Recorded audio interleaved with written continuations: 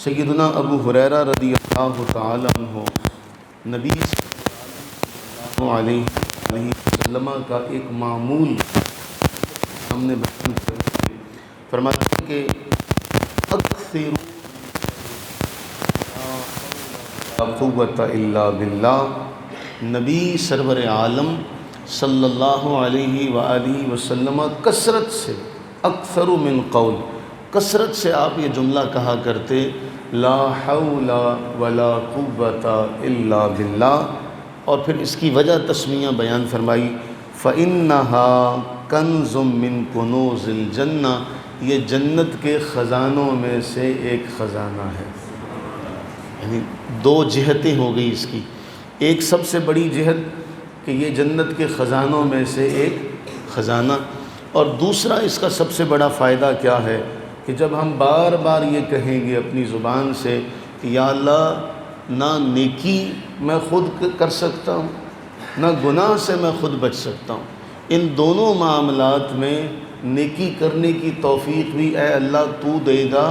تو میں نیکی کر سکتا ہوں، گناہ سے بھی مجھے تو بچائے گا تو میں بچ سکتا ہوں، ورنہ میری کیا اوقات ہے۔ اللہ تعالیٰ جل وعلا نے فرمایا نا انا خلقنا الانسان من نطفہ، ہم نے اس کو ایک قطرہ آب سے پیدا کیا،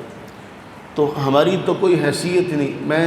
اکثر آپ کے سامنے ذکر کرتا ہوں، ہمارے استاذ گرامی علامہ نظام الدین صاحب رحمہ اللہ اکثر یہ جملہ ہمیں کہا کرتے کہ جی دو موتوں سے بوت بنایا، نام رکھایا پوت، کرم کرے تو ہے بھلا نہیں تو موت کا موت۔ یہ بڑا اہم جملہ ہے، تو ہمیں یہ سبق دیا گیا کہ تم یہ عرض کیا کرو کہ یا اللہ نہ میں نیکی کر سکتا ہوں نہ میں گناہ سے بچ سکتا ہوں، اگر تیری توفیق میرے شامل حال ہو جائے تو میں گناہوں سے بھی بچ سکتا ہوں، میں نیکیاں بھی کر سکتا ہوں، وگرنہ میری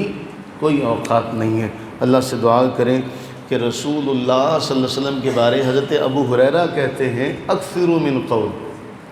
اور اللہ سے اس جملے کا صدقہ ہم بھی اللہ سے عرض کرتے ہیں کہ ہمارے بارے میں بھی ہمارے بچے ہمارے دوست کہیں یار اس کی زبان سے اکثر یہی نکلتا ہے۔ مزہ تو تب ہے نا کہ